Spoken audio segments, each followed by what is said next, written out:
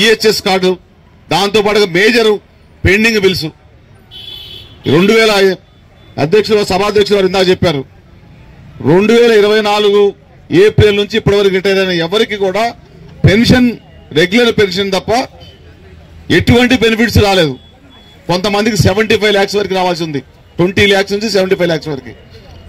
గౌరవ ఉప ముఖ్యమంత్రి వర్యులు మనం బలవంత పెట్టిన పిదప ఫైనాన్స్ మినిస్టర్ హోదాలో మనకు మీటింగ్ పెట్టారు. ముఖ్యమంత్రి గారు October 14 ఇచ్చిన హామీ వేరే ఉన్నది. ఫైనాన్షియల్ తప్ప నాన్ ఫైనాన్షియల్ అన్ని క్లియర్ చేస్తామన్నారు. ఇంతవరకు 1వ తారీఖు జీతం తీసుకుంటున్నాం.